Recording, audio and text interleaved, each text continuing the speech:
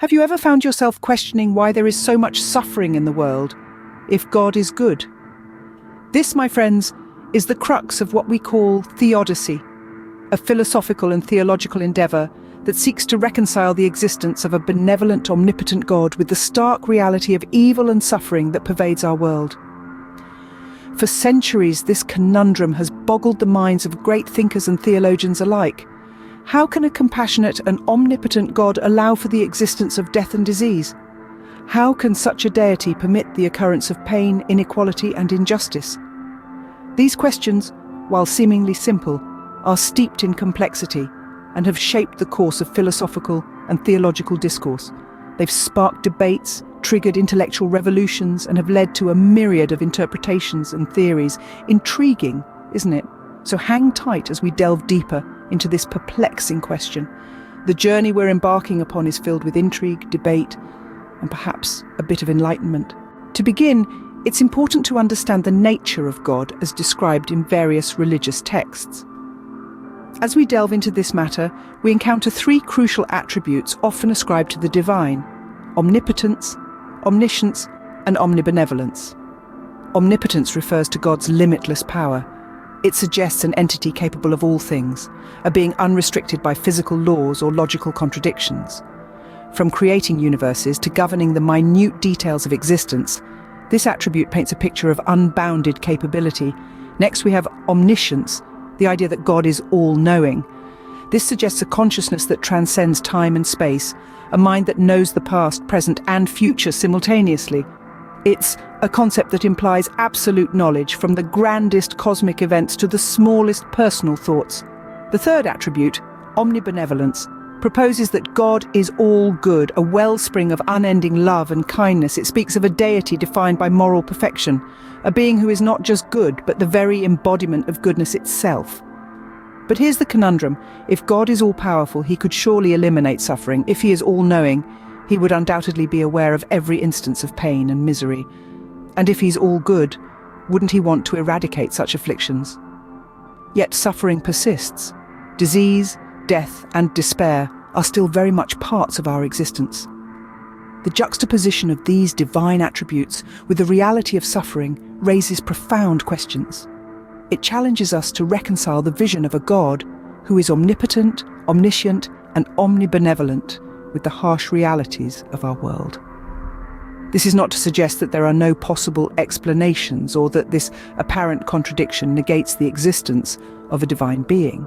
Instead, it opens up a rich avenue for exploration, a path that takes us deep into philosophy, theology, and the human experience itself. With this understanding of God's nature, we can now examine why suffering exists. So let's continue this journey together as we venture into the realm of philosophical perspectives on suffering and its place in our world. Philosophers have offered various explanations for this apparent contradiction. Delving into the realm of philosophy, we find two prevalent perspectives that attempt to reconcile the existence of a benevolent God with the reality of suffering. The first is known as the free will defense. The essence of this argument is that God, in his infinite wisdom and love, bestowed upon humanity the gift of free will. This freedom allows us to make choices, to love, to create, to explore. However, inherent in this freedom is also the potential to misuse it. We are capable of causing harm, inflicting pain, and creating suffering. In this view, suffering is not a divine punishment, but rather a consequence of our own actions and decisions. Yet this perspective raises another question. Why would a loving God allow us to misuse our free will to such devastating effect? Here we venture into the territory of the second philosophical perspective, the soul-making theodicy. The soul-making theodicy posits that suffering and adversity are not meaningless or arbitrary. Instead, they are instrumental in our spiritual growth and moral development. Just as a lump of coal needs intense pressure to transform into a diamond, our souls need the trials and tribulations of life to evolve and mature. This perspective suggests that suffering, while painful, serves a higher purpose in our spiritual journey. However, this viewpoint, too, is not without its critics. Some argue that it fails to account for the disproportionate and seemingly random distribution of suffering. Why do some individuals endure more hardship than others? Does every instance of suffering lead to spiritual growth? These philosophical perspectives provide some insight, but let's now turn our attention to theological interpretations. Theologians also have their take on this matter, offering explanations rooted in religious doctrine. Firstly, let's delve into the concept of original sin. This belief, prevalent in many Christian denominations, posits that human suffering is a direct result of the first sin committed by Adam and Eve in the Garden of Eden. According to this interpretation, when the first humans chose to disobey God, they introduced sin into a previously perfect world. It was at this moment that suffering and death entered the human experience, as consequences of this original transgression. In this view, disease and death are not punishments from a vengeful God, but rather the natural fallout of humanity's free will being exercised in defiance of divine command. Now, let's turn our attention to the idea of divine testing. This is the notion that God allows suffering in order to test and strengthen individuals' faith. It's a concept that finds resonance in many religious traditions, not just Christianity. The story of Job in the Bible, for instance, is a classic example. Job, a man of deep faith, is subjected to intense suffering and loss. Yet he never loses his faith in God. His ordeal serves to deepen his trust and loyalty to God. The idea here is that suffering can act as a crucible, refining and purifying one's faith. However, it's important to note that these interpretations are not universally accepted, even within religious circles. They are simply attempts to reconcile the existence of a loving and benevolent God with the harsh realities of life.